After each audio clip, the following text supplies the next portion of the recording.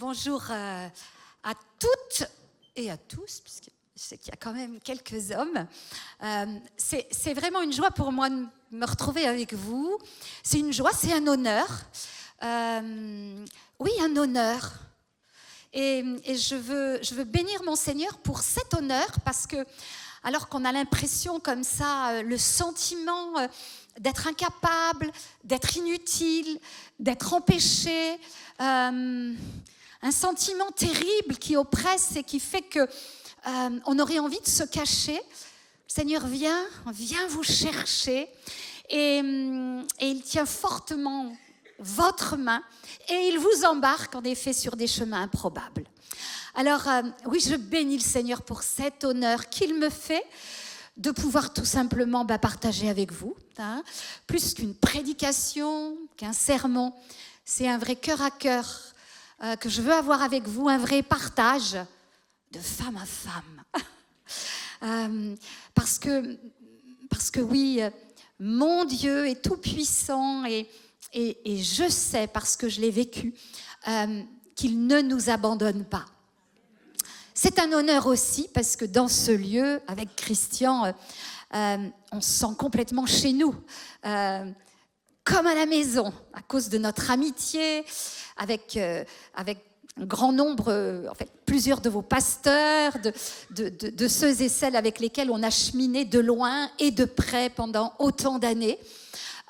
Oui, on se sent à la maison aussi parce que notre petite église Maranatha à Osny, dans le Val d'Oise, est une petite sœur de la vôtre, une petite parce qu'en nombre, voilà, la famille est moins grande, mais une sœur parce que c'est le même esprit qui nous anime et qui fait que quand on est ensemble, on oublie quelque part qu'on n'est pas de la même région, nous régions parisiennes, qu'on n'a pas la même langue. Il semble qu'ici quand même l'allemand interfère aussi, y compris dans votre accent, mais voilà, on est à la maison. Donc je veux vraiment me réjouir avec vous. Je veux vous remercier aussi de m'accueillir. Je veux vous remercier pour votre indulgence, notamment pour nos bien-aimés qui transmettent en langue des signes le message, parce que du coup, je n'ai pas transmis mes notes. Parce que oui, je suis malvoyante profonde. Je vois juste là les grosses lumières un peu pénibles. Quelques ombres.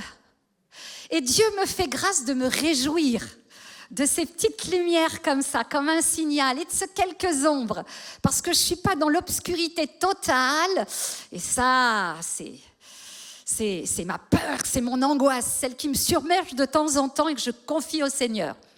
Mais en même temps, cet handicap, c'est certainement la plus belle bénédiction qui ait pu arriver à ma famille. Ben oui, j'avais 5 ans, mes parents étaient loin de Dieu, ils avaient à en découdre avec la religion et je grandissais donc dans une atmosphère qui n'avait rien de celle qui a la bonne odeur de Christ.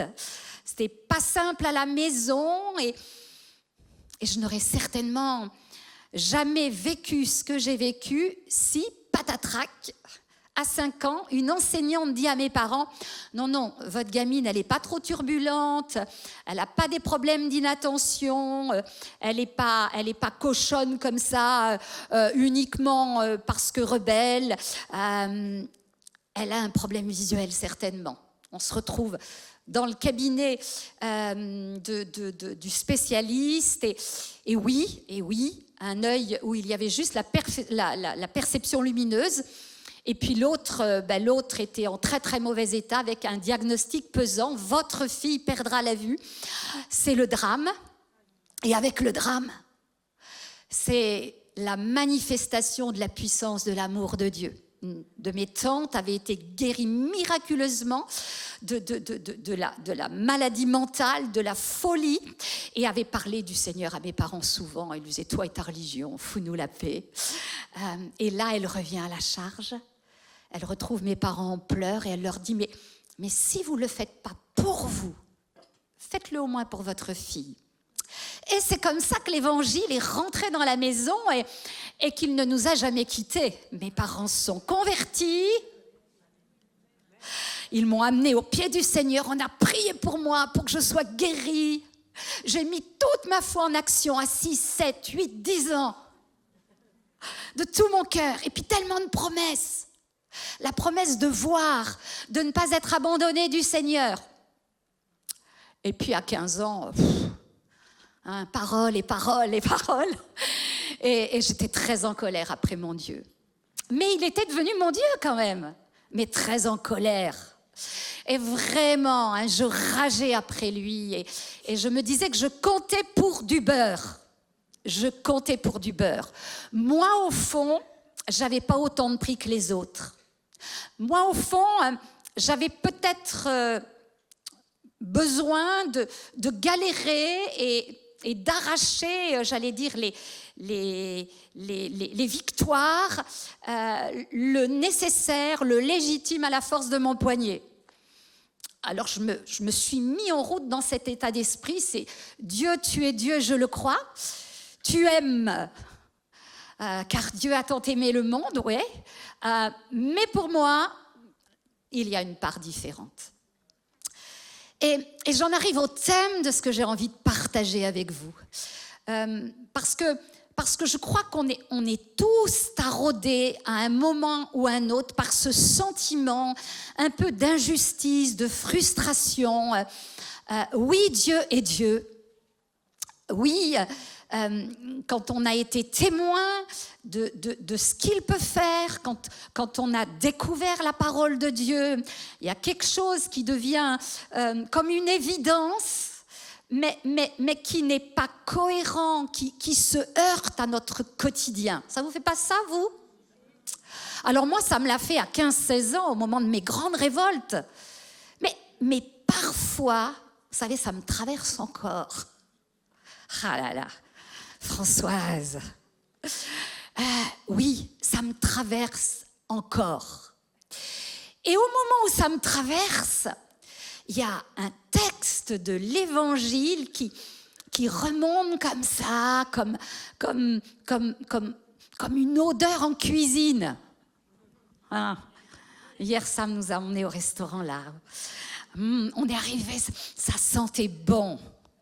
Et au moment où la bouffée d'angoisse me submerge, au moment où les larmes montent et où je les retiens dignement, il y a cette bonne odeur qu'on découvre dans le livre de Marc au chapitre 14 et au verset 6. Et j'ai demandé à mon petit mari, mon cher mari, de lire ce verset.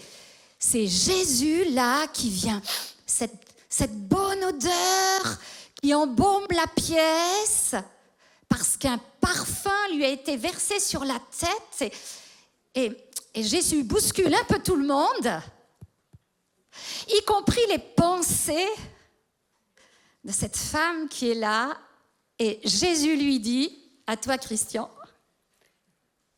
Laissez-la, pourquoi lui faites-vous de la peine? Elle a fait une bonne action à mon égard. Et au verset 8 et 9, elle a d'avance embaumé mon corps pour la sépulture. Je vous le dis en vérité, partout où la bonne nouvelle sera prêchée dans le monde entier, on racontera aussi en mémoire de cette femme ce qu'elle a fait. Ça, c'est la bonne odeur. Ce petit verset, il s'est attaché à mon cœur. Vous savez, comme ces petits machins, là, ces petits pochons avec des brins de lavande qu'on met dans les armoires. Moi, j'ai ce petit verset accroché là, et de temps en temps, ça me fait du bien. Eh oui, ne lui faites pas de la peine. Oui, vous savez, on m'a fait beaucoup de peine. Mais je ne vais pas me victimiser devant vous, parce que je crois que vous aussi, vous avez subi beaucoup de peine. Mais ne lui faites pas de la peine. Alors là, ça s'adresse aux disciples. Eh oui, peut-être qu'au milieu de nous, il y en a qui ont été malmenés par les disciples, par des pasteurs. Alors, je peux le dire, mon mari est pasteur, donc je ne dénigre pas. J'en suis au bénéfice pleinement, mais par un frère, par une sœur. Ah oui, on m'a fait de la peine parfois, en me disant que je manquais de foi, en me disant que, est-ce que j'étais légitime pour prier pour les malades ? Moi qui n'avais pas saisi par la foi la guérison miraculeuse. Mais pas que. Pourquoi lui faites-vous de la peine ? J'entends aussi cette voix prononcée par rapport à mes pensées. Vous savez, nos pensées, hein, c'est comme des petits bonhommes, des petites bonnes femmes qui viennent, qui parlent à notre intelligence, à nos raisonnements. Tu peux pas, tu n'y arriveras pas. Tu as encore raté. Ils t'aiment pas. Tu aurais dû avoir. C'est pas juste. Et là, il y a une voix qui se fait entendre, et je crois que vraiment, c'est certainement la première clé pour vous ce matin. C'est que Jésus se lève et il vous permet d'entendre cette voix. Elle ne s'adresse pas directement à vous. Elle s'adresse à tout ce qui vient pour vous plomber, pour vous remettre en cause, pour vous terrasser, pour vous culpabiliser. Et ce matin, le Seigneur proclame, par la puissance du Saint-Esprit, à tout ce qui vient au milieu de nous, là, nous faire de la peine, nous torturer, nous parasiter même notre volonté d'être nourris. Il y a une parole tout à l'heure.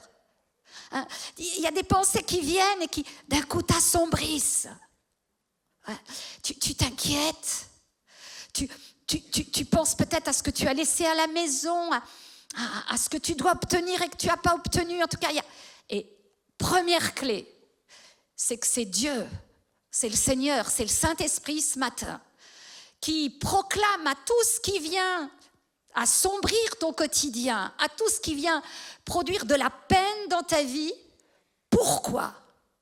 Pourquoi lui faites-vous de la peine ? Jésus est ton défenseur. Il est l'avocat auprès du Père. Il est celui qui agit, qui proclame, qui ordonne. Et à ce moment-là, je sens Marie qui relève la tête tout doucement. Il m'aime vraiment. Et oui, il est toujours le même. Et c'est lui aujourd'hui qui proclame à tout ce qui vient assombrir ton ciel bleu, à tout ce qui vient te plomber. Il proclame, il ordonne. Laissez-la tranquille. Puissance mauvaise, lâchez son environnement. Ne revendiquez plus de droit sur elle. Je suis le consolateur. Jésus vient et en proclamant cette parole publiquement, il se passe quelque chose en parallèle. Je le sais, je le sens, c'est qu'il y a comme un manteau d'amour qui se pose sur les épaules de Marie. Oui, elle a de la peine. Elle a de la peine pas uniquement à cause de ceux qui viennent remettre en question son geste. Elle a de la peine parce qu'elle ne sait pas forcément ce qu'elle doit faire, comment elle doit le faire. Elle est là dans un contexte particulier, social, culturel, religieux. Elle a fait avec ce qu'elle était. Elle a trouvé ce parfum de grand prix et on est dans une autre culture, dans d'autres coutumes. Elle a voulu honorer celui qu'elle aime, peut-être maladroitement, peut-être de façon décalée avec ce qui se fait, mais elle l'a fait de tout son cœur. C'est peut-être une bêtise aux yeux des hommes. D'ailleurs, les disciples, alors, dans un texte, on dit que c'est Judas, mais dans d'autres textes, il semble quand même qu'il n'était pas tout seul. Hein. Donc, il n'y a pas que les Judas qui s'interposent. Hein. Il n'y a pas que les machos qui viennent faire du mal aux femmes, aux êtres humains en général. Il y a comme ça, oui, d'autres êtres humains qui ne comprennent pas et qui expriment aussi avec ce qu'ils sont, ce qu'ils ne comprennent pas. Et puis il y a ce monde invisible, hein, toutes ces puissances qui ne sont pas visibles mais qui sont réelles, hein, et qui viennent remettre en cause tout ce qu'on est. Tu es femme, tu n'as pas le droit, tu es seule, c'est plus compliqué pour toi. En tout cas, il y a plein d'arguments comme ça, hein, qui disqualifient, et puis qui disqualifient à juste titre, au fond. Et oui, moi je me suis cassé la cheville là il y a 3 semaines. Au moment où j'ai dit oui pour venir ici, on sortait d'une réunion, d'une semaine de jeûne et de prière, le dernier jour, on va à l'église en chantant à pied, là, 1,5 km, ça va nous faire du bien. Puis voilà, se pète la cheville. Et alors à l'église, je suis accueillie comme une reine là. Je venais juste de me la casser là, donc j'étais à l'église, je me suis dit oh c'est juste une entorse. Et puis tout le monde prend soin de moi. Et en même temps, alors on prie pour moi, on m'amène un tabouret, et on me dit, mais quand même, t'es pas prudente, hein, tous les soirs, t'es fatiguée. Et puis tu sais, alors je venais de leur dire que je venais là, on prie pour toi, mais c'est des fois le Seigneur ferme les portes, puis t'en fais assez. Mais il le disait avec amour, avec empathie, hein.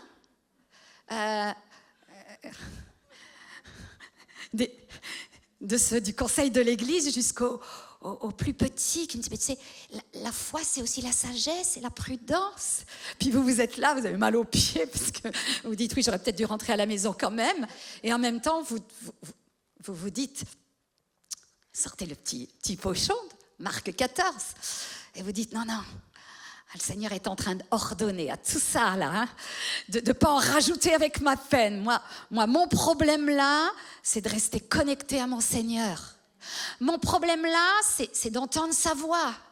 Mon problème là, c'est de sentir la bonne odeur du Christ, sans triomphalisme. Il va falloir faire quelque chose de cette cheville, mais sans céder à la pression. Et alors Dieu ouvre une voie, un chemin. Oh Marie, là, cette voix la réconforte, la console. Et elle entend autre chose. Elle entend quelque chose qui va marquer sa vie au point où, d'abord on en parle aujourd'hui, mais ça c'est fabuleux. Et je trouve vraiment aussi, c'est mon deuxième point. Quand Jésus leur dit de ne pas lui faire de la peine, il le dit aux disciples, il le dit aux gens qui sont dans la maison, mais il le dit aussi aux puissances mauvaises qui veulent venir accabler cette femme, qui est entrée en relation avec lui de façon toute simple, avec ses moyens, avec sa façon de lui dire « je t'aime ». Il dit qu'elle a fait une bonne action. Je ne sais pas, moi, quelles sont les bonnes actions que vous avez faites. Les bonnes actions, ce n'est pas forcément les mêmes pour chacun. Oui, Nathalie a parlé. Alors, on n'a pas accueilli 80 enfants le même jour ou le même mois en même temps. Hein. C'est 40 ans d'accueil et tout cumulé. Hein. Voilà. Oui, je crois que Dieu avait mis dans notre cœur une vision particulière pour la famille. Quand on s'est mariés à 18 et 20 ans avec Christian, moi malvoyante et peu sûre de moi, terrorisée à l'idée que voilà, je voulais fonder une famille, avoir des enfants, mais que ça allait être compliqué. Hein. Puis bon, c'est vieux maintenant, hein, 47 ans de mariage. Et puis...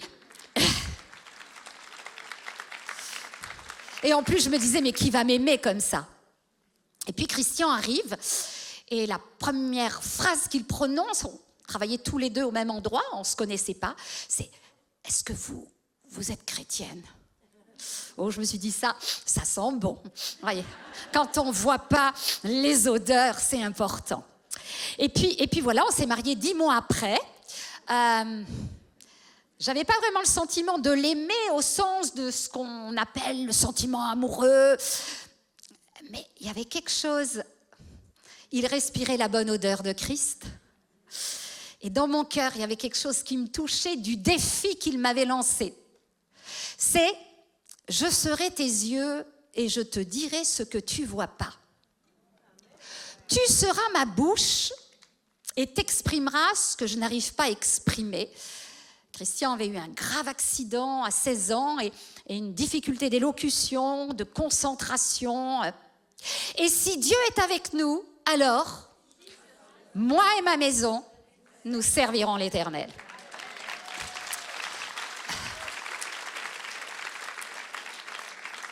Alors ce défi, on l'a relevé et bien plus qu'un sentiment amoureux auquel j'avais rêvé, il y avait quelque chose de plus fort, de plus cohérent et je me disais, peut-être pas les petits papillons dans le ventre, c'est ce qu'on dit parfois, mais un homme qui m'aime tel que je suis, qui accepte aussi, pas uniquement de, vous savez, oh la pauvre, je vais la prendre sous mon aile, mais ensemble, on va relever ce deal d'être un soutien l'un pour l'autre.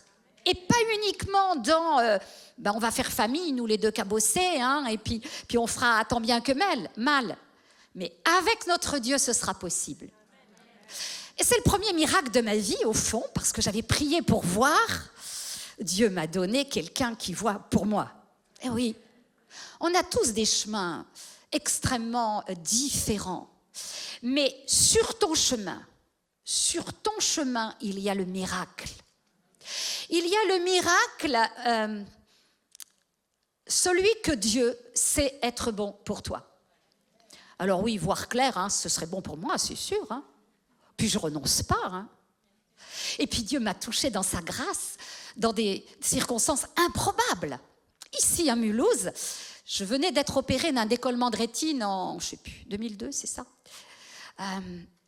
Et le peu de vision que j'avais de l'œil droit, perdu. Hein. Plein d'épanouissement spirituel, engagé au niveau national. Tout va bien. C'est adapté avec le peu de vision, avec les yeux de mon mari. Et puis patatrac, c'est la descente aux enfers, littéralement. Vous avez l'impression d'être absorbé par un gouffre là. Et puis vous accrochez au Seigneur. Parce que vous savez qu'il proclame qu'il ne faut pas faire du mal à celle qu'il aime. Et puis dans une pastorale, comme ça, une parole. Et puis je suis rentrée à la maison et j'ai revu un peu la lumière et les ombres. Un peu plus que là. Oui, Dieu est grand. Et il est capable de te montrer sa toute puissance. Et il me l'a montré. Et puis quelques mois après, la lumière s'éteint de nouveau, mais pas complètement. Donc je suis sortie de la cécité pour entrer dans quelque chose qui m'a montré combien Dieu était capable de guérir mes yeux. Et puis quasiment, je suis capable, tu le sais. Mais je suis avec toi sur le chemin de la pénombre, de la presque obscurité. N'aie pas peur et continue sur ce chemin. Le miracle de Dieu pour toi correspond précisément à ce qu'il sait qui est bon pour toi, pas selon la logique humaine. La logique humaine pour les disciples, c'était que l'argent du parfum puisse nourrir les pauvres. Mais c'était logique, c'était normal. La logique humaine, c'est que toi qui me vois c'est Seigneur, guéris-la, il faut qu'elle voie. Oh, j'ai dû demander un moment à notre église, d'arrêter de prier pour ça, quoi. Moi, ça me plombait mon culte. Chaque fois qu'une prière montait comme ça, j'avais l'impression de n'exister qu'au travers de mon handicap. La logique humaine, c'était que ce parfum serve à bénir les pauvres. La logique de Dieu, c'était que ce parfum révèle un mystère extraordinaire, celui de la mort et de la résurrection de Jésus. Il y avait quelque chose de parabolique, c'était prophétique. Au fond, ce moment où Marie brise le flacon et le verse sur la tête, sur les pieds de Jésus, elle est devenue prophétesse. Elle ne le sait pas. Les gens qui sont autour ne le savent pas. Mais ils vont le découvrir bien après. Au moment où Jésus sort du tombeau, où Marie est là et pleurait, et où Jésus lui dit, mais pourquoi pleures-tu? Et là, elle se rappelle. Et oui, sa parole prophétique se révélait concrètement avec la mort et la résurrection de Jésus. Autre clé pour toi, c'est que parfois le Seigneur te fait passer par des chemins où tu pleures, où tu te sens seule, où tu te sens incomprise, où tu as le sentiment que c'est injuste, trop injuste. Mais sur ce chemin, Dieu est avec toi. Il crée un lien d'intimité, d'amitié, comme avec Marthe et Marie. Et Lazare, il y a des hommes, soyez pas oubliés. Mais étonnamment, Lazare est au bénéfice, au fond, plus de l'amitié de Marthe à Marie avec lui que de sa propre relation avec Jésus. La Bible nous dit que Jésus aimait Marthe et Marie et Lazare.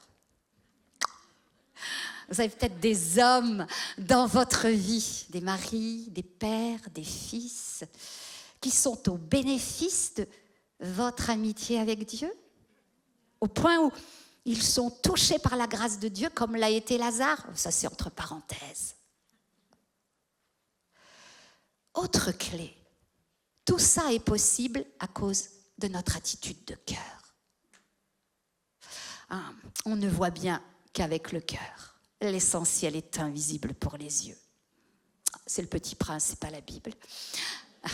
Mais la Bible dit la même chose. Et peut-être que j'ai développé cette sensibilité intérieure à cause de ce que je vois pas. Ça a développé mon odorat, au sens biologique du terme. Mes oreilles, mes enfants me disaient toujours, maman, elle a des oreilles d'éléphant. Elle entend 4 conversations à la fois, elle en fait une synthèse. Bah oui, il faut compenser quand même. Mais savez-vous que vous avez besoin peut-être d'un collier sur les yeux de vos cœurs pour voir ce que vos yeux qui pleurent ou qui pétillent ne voient pas. Peut-être tes yeux pétillent devant de jolies vitrines et tu ne peux pas acheter. Peut-être que tes yeux pétillent devant des beaux jeunes hommes ou des jeunes hommes plus mûrs et que tu es seul et qu'il ne se passe rien. Peut-être que tes yeux sont embrumés par le chagrin, le labeur et que tu vois plus clair. La bonne nouvelle, ma sœur, ma bien-aimée, c'est que Dieu veut mettre du collier sur tes yeux ce matin. Et il veut que tu vois ce que tu ne peux pas voir sans être en communion avec lui. Oh oui, Marthe et Marie. Marthe s'agitait et elle était là, prise dans le quotidien pour servir Jésus, les disciples. Et Jésus va lui dire, Marthe, tu t'inquiètes, tu t'agites pour beaucoup de choses. Et il ne lui reproche pas d'ailleurs. Il ne lui reproche pas. Hein. Ça ne veut pas dire qu'il ne faut pas faire beaucoup. Hein. On l'a vu à l'accueil. Mais il la décale et il ouvre son cœur. Il lui dit, mais tu sais, la chose la plus importante, c'est la place à mes pieds.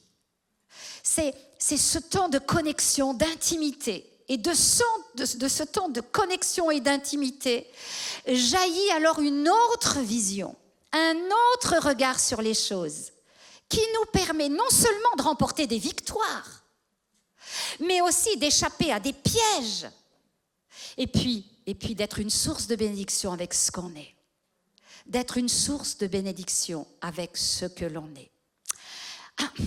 Moi, j'aime voyager dans la Bible. Je suis une amoureuse de la Bible. Vous savez, les Canadiens, ils disent « on est tombé en amour ». Le jour où je suis tombée en amour de la Bible, en tant que parole de Dieu, que texte vivant, ça a complètement transformé mon regard intérieur. C'est comme un puits sans fond, profond, où on va chercher l'eau dès qu'on a soif. Et dans ton désert, il y a un puits. Ah, Agar. Vous vous rappelez d'Agar? Chassée par Abraham, par celui à qui elle a donné un fils, dans le désert. Wow. Mais il y avait un puits. Alors il a fallu qu'elle aille puiser, hein, le goutte à goutte dans la bouche. Les sources coulent d'en haut. C'est la loi de la nature, hein, et elle vaut pour nous. Les sources de Dieu coulent d'en haut. Elles vont dans ton cœur. Et tu vas les puiser. Et tu vas les puiser d'abord dans la parole de Dieu. Alors, on ne va pas parler d'Agar, mais on va parler de la Sunamite. Mon dernier texte, parce qu'il est magnifique. La Sunamite. Cette femme, voilà, c'est Christian et moi, c'est un petit couple. Hein. Il y a Agar dans le désert, toute seule, chassée. Il y a Marthe et Marie, compas de Marie. Et puis il y a la Sunamite, femme un peu aisée, hein, parce qu'on va dire, il y en a que pour les pauvres femmes.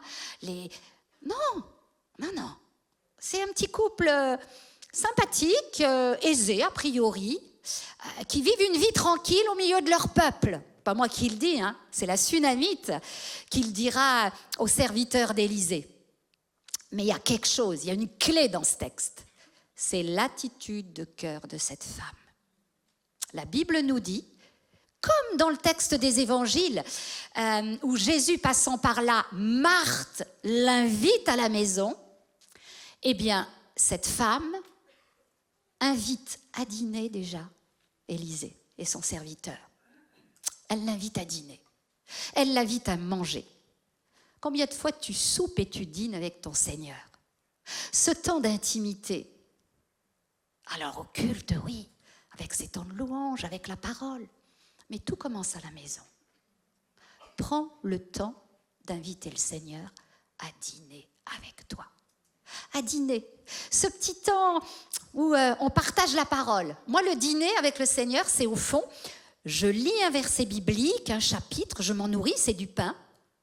Mais comme c'est un partage et un dîner, après je l'écoute. C'est un partage. Cet état de cœur, cette invitation à créer une intimité avec Élisée a produit quelque chose d'extraordinaire en cascade. C'est une femme assez résignée. Il y a peut-être des résignés au milieu de nous. Elle crée cette intimité. Elle a envie de plaire à Dieu.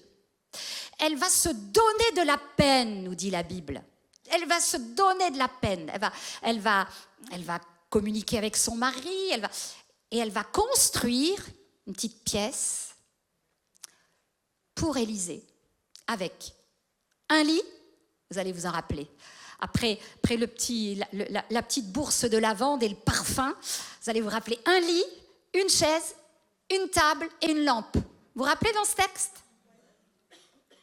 L'attitude de cœur de cette femme l'a poussée à faire quelque chose comme ça d'un peu étrange. Et j'ai longtemps cherché mais pourquoi ce texte donne de tels détails? Alors premièrement, cette attitude de cœur, ce cœur à cœur, cette intimité, cette hospitalité a permis à Dieu d'aller fouiller et chercher le besoin de cette femme non exprimé. Tu n'exprimes peut-être pas ton besoin. D'abord, tu l'as enfoui. Tu l'as peut-être oublié, puis à force de... Sache aujourd'hui que dans cette journée, le Saint-Esprit parle de toi. La Bible nous dit, Jésus intercède auprès du Père. Le Saint-Esprit est là et il relaie nos besoins. Oui, le Saint-Esprit parle de toi, à Dieu. À cause de ta présence là, à cause de ce que tu déclenches avec lui là, de façon instantanée. Ne regrette pas hier, aujourd'hui. Crée cette intimité avec lui et alors le Saint-Esprit parle de toi, oh Dieu. Et il lui dit, ouais, peut-être comme ça qu'elle a besoin de rien. C'est ce qu'elle t'a dit, c'est ce qu'elle dit, toute pimpante, toute souriante. mais elle n'a pas d'enfant. Oh bah, banco, dit le Seigneur. Dans 9 mois, elle aura un fils. C'est une parole prophétique pour plusieurs. Ce que tu ne demandes pas, ce que tu n'oses pas demander, pour plein de raisons, le Saint-Esprit le demande pour toi au Père. Et Dieu répond à ton besoin. À ton besoin. Pas forcément un fils. C'est très parabolique, les textes bibliques. Pourquoi ils sont paraboliques, même s'il y a des faits historiques? C'est que parce que Dieu est toujours le même, il nous parle aujourd'hui. Donc il faut tirer la substance. Et tu crois que le Saint-Esprit, là, relaie ton besoin. Et te dit, je réponds. Alors, le bébé n'arrive pas le jour même dans ses bras, hein, ça aurait pu. Dieu est le Dieu des miracles. Non, il y a le temps, d'abord de la gestation, mais aussi il y a quelque chose qui se met en route. Et puis pour conclure, parce que je crois que vraiment le Seigneur veut agir dans plusieurs, pour conclure, cette chambre, c'est le lieu du miracle. C'est le lieu du miracle. Cet enfant, un jour, va être malade et va mourir. Et vous savez où elle met l'enfant, cette femme? Sur le lit là-haut. Puis elle va chercher le prophète. Alors j'aimerais juste vous faire réfléchir. Est-ce que dans ta maison, il y a un lit? Ce lieu de repos, ce lieu où tu abandonnes tous tes fardeaux, ce lieu où au fond tu t'allonges, hein, David parle d'être allongé sur sa couche, là, sur son lit, hein, pour prendre des textes modernes, hein, sur son sofa. Est-ce que tu prends le temps juste là de louer Dieu sur ton lit? Est-ce qu'il y a un lit dans ta maison pour la louange, pour le repos?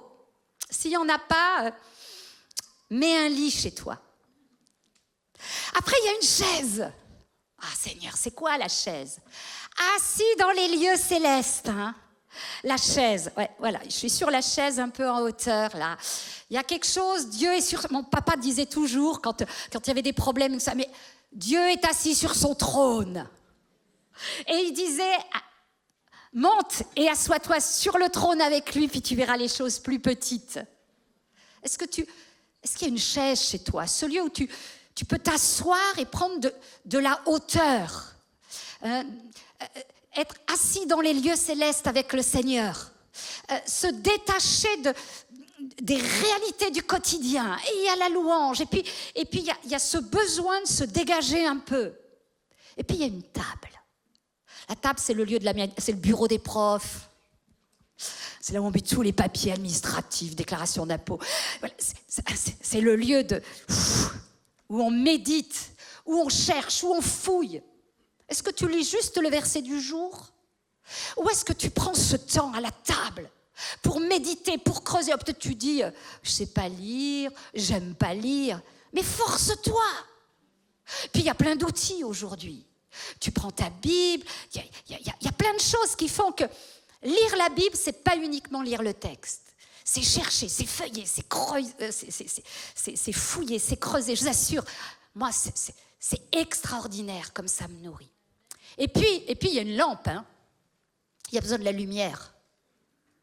La lumière, c'est le Saint-Esprit, c'est l'huile. C'est tout ce qui va éclairer les choses et leur donner une autre réalité. Alors ce matin, je crois que juste le Seigneur a voulu nous préparer à des temps, j'allais dire merveilleux, mais c'est peut-être pas le mot. Des temps complètement adaptés, préparés, sur mesure, pour nous collectivement, nous réunis et cette Église, mais pour toi. Tu n'es pas une anonyme au milieu de cette salle. Tu es peut-être cette Marie qui laisse exalter le parfum de son cœur, empreint de larmes. Elle essuie aussi, nous dit un autre évangile, les pieds de Jésus, mouillés par ses larmes, avec ses cheveux. Les larmes et le parfum se mélangent. Les cheveux, la féminité, les émotions, tout est là. Et Dieu a une réponse. Alors, dans ce temps de prière, si tu sens si tu sens que tu es interpellé par l'une et l'autre des facettes de ce partage, laisse le Saint-Esprit vraiment te révéler d'abord qu'il est là, qu'il intercède auprès du Père pour toi, qu'il te dit que c'est l'état de ton cœur qui compte. Même un cœur brisé, même un cœur rebelle. À 16 ans, j'étais d'une rébellion terrible. J'avais en découdre avec Dieu. Mais Dieu avait vu l'état de mon cœur. C'était mon cri, c'était ma douleur. Et il est venu et il m'a enveloppé de son amour. Et il m'a dit, je t'aime. Et ça m'a calmé comme ces gamins un peu. Alors là, on a des enfants comme ça, très agités, autistes ou autres. Puis juste une main, alors, pas trop, parce que juste ce qu'il faut. C'est ce que le Seigneur fait tout pour toi ce matin. Quel que soit l'état de ton cœur, rempli d'amour pour lui, guéri, consolidé, brisé en morceaux, rebelle, peu importe, il y a une parole pour toi ce matin. Et cette parole, c'est stop, à l'abri. Ne lui faites pas de peine, je l'aime. Elle est précieuse pour moi, je veux répondre à son besoin. Je veux l'utiliser de façon prophétique en son temps. Pas besoin d'être prophète et prophétesse. Dieu t'utilise de façon prophétique, c'est-à-dire qu'il fait de toi une messagère de bonnes nouvelles avec ce que t'es. Et il te permet d'être, j'allais dire, le transmetteur, la transmetteuse du miracle. Et oui, à cause de ce que tu vis aujourd'hui, à cause de la façon dont tu conditionnes et organises ton cœur, ta vie, ta maison, tu produis le miracle. Celui peut-être de la résurrection d'un garçon malade, d'un Lazare. Celui de la transformation de personnes autour de toi qui sont témoins, comme ces gens dans la maison de Marthe et Marie, qui sont témoins de la parole prophétique de Marie. Je ne sais pas. Mais je crois qu'il y a aussi des sœurs qui ont besoin d'être renouvelées dans leur onction prophétique, dans leur capacité à savoir que tu fais le ménage, tu loues Dieu, tu es dans un groupe de maison, tu es à l'accueil, tu as du mal même à suivre le rythme parce que tu es plus âgé. Dieu fait de toi une messagère de bonnes nouvelles où que tu sois, où que tu es. Et renouvelle en toi cette onction. Amen. Amen. Je crois vraiment que, vous voulez bien, on va prier, puis on va laisser se conduire par le Seigneur, parce que je vois des larmes qui coulent. En tout cas, je les vois avec les yeux de mon cœur. Je vois des cœurs brisés. Je vois des cœurs rebelles. Je vois des femmes résignées qui serrent les dents et qui disent mais je n'ai besoin de rien. Je suis bien au milieu de mon église, de mon peuple. Tout va bien. Tout va bien. Cette femme quitte la maison. Son fils est mort. Tout le monde l'arrête. Et qu'est-ce qu'elle répond? Tout va bien. Mais parce qu'elle est dans cette dynamique de foi, parce qu'elle sait que son Dieu ne l'abandonnera pas. Amen. Seigneur, je te loue, je te bénis. Oh Dieu, tu es là. Tu es là et ton esprit est là. Seigneur, sens la bonne odeur de nos cœurs. Sens nos cœurs bien disposés. Sens nos cœurs, oui, même l'odeur de la peine, du pourquoi, du comment devient un parfum dans tes narines à cause de l'authenticité, à cause de la sincérité, Seigneur. Et cette odeur remplit ce lieu. Seigneur, c'est cette odeur qui t'honore et qui fait que tu te lèves et tu agis. Tu agis et tu guéris les cœurs brisés. Tu agis et tu libères ceux qui sont opprimés, ceux qui sont même enchaînés par des pensées négatives, des pensées qui détruisent jour après jour leur capacité d'être, de vivre et de donner. Seigneur, oui, tu agis. Tu donnes aussi une nouvelle onction à celles qui ont besoin que la lampe soit remplie d'huile. Là où elles t'ont fait de la place, là où elles ont mis le lit, le siège, la table, mais la lumière s'est éteinte petit à petit, l'huile a manqué. Et Seigneur, tu rafraîchis. Oh Jésus, tu agis. Tu agis, Seigneur. Alléluia. Alléluia. J'aimerais vraiment que peut-être s'approchent déjà les sœurs qui ont les yeux embrumés. Je crois que d'abord le Seigneur appelle celles qui ont de la peine. Ne lui faites pas de peine, dit Jésus. De cette femme sunamite, Élisée dit, elle s'est donnée de la peine. Approchez-vous, vous qui avez de la peine, vous qui avez le cœur gros, mais qui désirez vraiment, voilà, être simplement entouré des bras d'amour du Seigneur. Celles qui se sont données de la peine. Tu as servi, tu as donné, tu n'as rien demandé. Mais ton cœur est gros.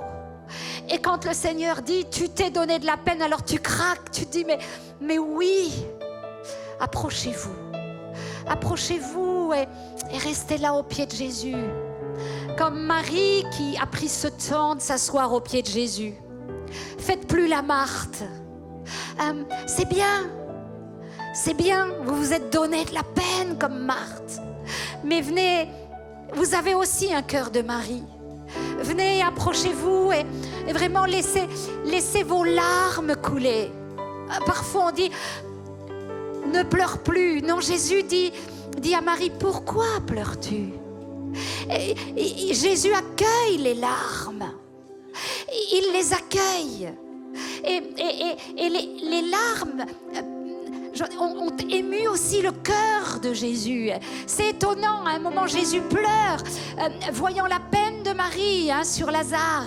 Vous savez, je crois que Dieu a fait aussi les femmes très, très émotives. Mais c'est pas pour rien.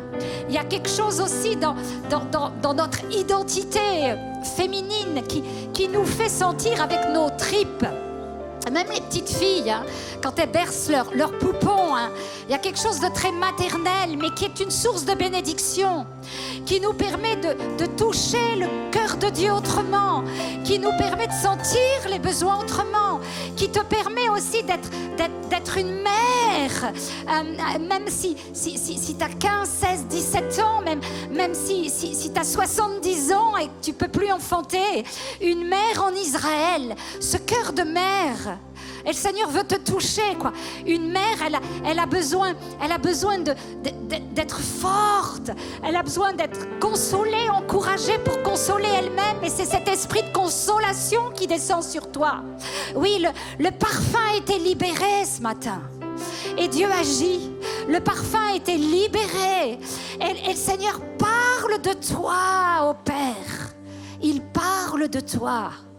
Il sait ce dont tu as besoin. Tu as besoin qu'il y ait la paix dans ta maison parce qu'il y a conflit à la maison. Parce qu'il y a guerre. Parce que les esprits mauvais se manifestent au cœur de vos caractères, du désordre qui règne. Et le Seigneur te dit, j'agis. Et je fais de toi un artisan de paix. Et je te donne d'être un artisan de paix. Mais je te mets aussi à l'abri. Je te mets à l'abri aussi de ces puissances qui viennent pour te faire de la peine. Et le Seigneur parle à quelqu'un et lui dit, ce que tu vis fait que tu es malmené. Tu es malmené par des paroles qui te blessent. C'est ce qu'on appelle un peu ces violences psychologiques. Le Seigneur te dit qu'il proclame sur toi, pour toi, ne lui faites plus de peine. Et quand la parole de Jésus se manifeste, c'est la même que le jour de la tempête apaisée. Alors même ceux qui te malmènent avec leurs paroles vont être muselés. Le Seigneur te met à l'abri ce matin. Le Seigneur te met à l'abri. Alléluia. Alléluia. Gloria des chales des corps blibere delle scelle des coïdes. Seigneur, parle à quelqu'un d'autre qui se dit, je suis au bout du chemin. J'ai tout donné. J'ai fait. Je me suis donné de la peine. J'ai vu Dieu se manifester. Mais mon réservoir est vide. Quel sens maintenant, Seigneur? Comment maintenant faire? Et le Seigneur te dit qu'il renouvelle en toi l'esprit prophétique. Il met du collyre sur tes yeux pour que tu vois un nouveau chemin du service s'ouvrir pour toi. Tu te dis, j'ai perdu le long du chemin ce qui me permettait de servir. Tu as l'impression que tout ce qui faisait qui tu étais, tout ce qui te donnait la capacité de servir, a disparu. Et tu te dis, je suis seule avec mon Dieu, c'est suffisant. Et le Seigneur te dit, c'est suffisant pour reprendre la route. C'est suffisant pour entrer dans une nouvelle saison. Oui, ma provision est suffisante pour toi, non pas pour rentrer en hibernation, mais pour reprendre la route. Ton chemin, ton parcours, ce que tu as perdu, ce que tu as vécu, devient une parole prophétique. Tu redeviens une messagère de bonnes nouvelles autrement. Et l'onction du Saint-Esprit te saisit maintenant. Tes yeux s'ouvrent et tu vas voir dans les jours qui viennent des nouvelles missions qui pourront être les tiennes.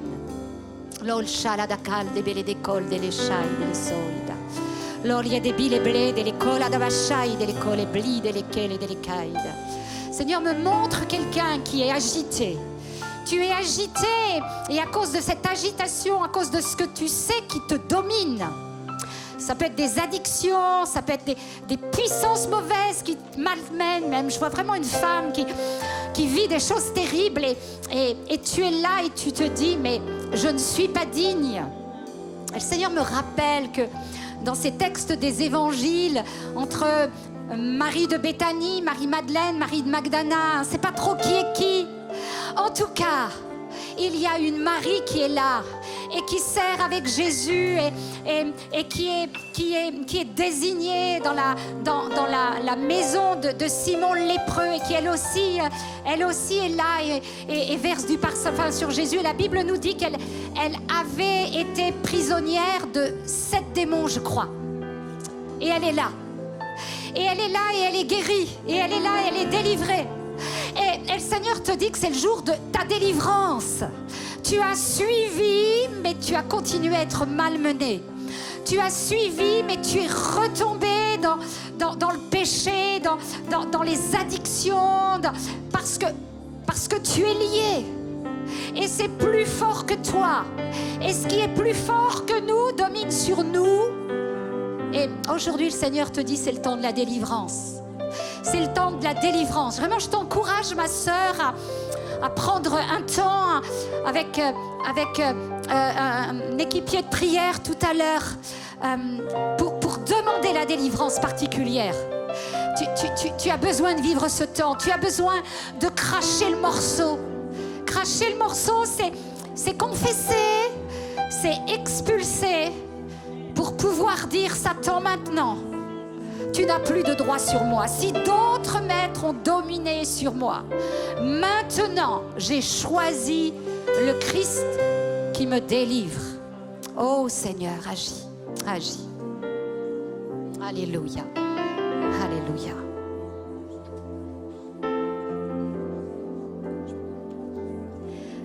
Le Seigneur veut parler à plusieurs femmes.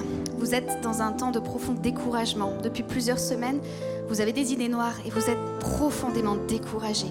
Et vous pleurez, vous pleurez, vous pleurez. Mais vous pleurez auprès du Seigneur.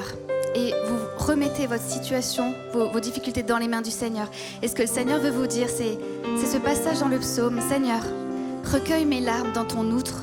Ne sont-elles pas toutes écrites dans ton livre ?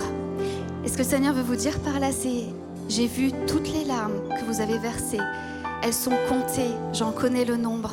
Mais je suis là et je veux vous assurer de ma présence dans ce temps d'épreuve, dans ce temps de désert. Je veux vous assurer que ma main est sur vous et que vous rentrerez dans une nouvelle saison de joie, de reconnaissance, où vous pourrez également témoigner de ma main agissante. Oui, je suis le Dieu du miracle, mais je suis aussi le Papa qui tient ma main, votre main dans ma main et qui vous accompagne sur ce chemin. Continuez de verser vos larmes dans ma présence et croyez en moi, croyez que je suis avec vous et que je vous accompagne et que ces larmes vont bientôt se sécher et se transformeront en larmes d'allégresse.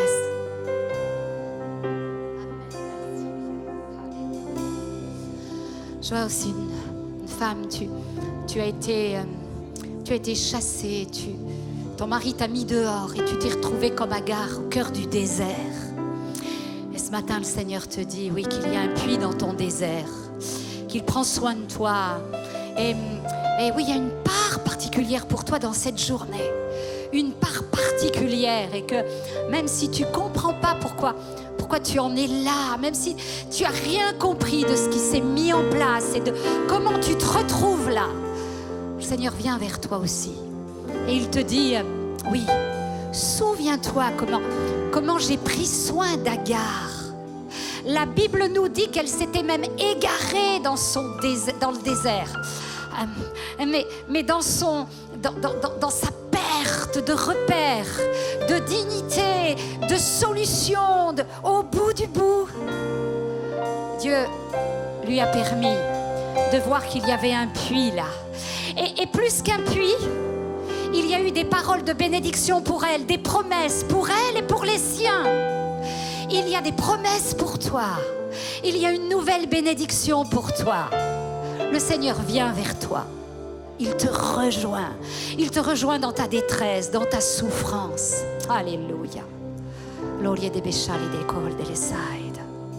J'aimerais qu'on prie maintenant aussi pour toutes celles qui sentent qu'elles ont besoin d'un renouvellement dans la vie du Saint-Esprit, elles ont un besoin de renouvellement vraiment dans ce qu'elles font pour Dieu, dans leur ministère, dans les engagements qu'elles relèvent avec enthousiasme, avec joie, mais où peut-être la lumière a baissé, l'énergie a baissé, le découragement s'est un peu installé. Et je serais vraiment là que vous puissiez aussi, juste dire: Seigneur, je veux être au bénéfice aussi, moi qui donne.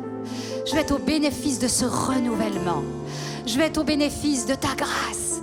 Je veux pouvoir vivre ce temps tout en servant comme Marthe. Je vais être au bénéfice de ce temps à tes pieds. Et je crois que le Seigneur nous donne vraiment ce en même temps aujourd'hui. Le en même temps pour toi qui es dans cette salle.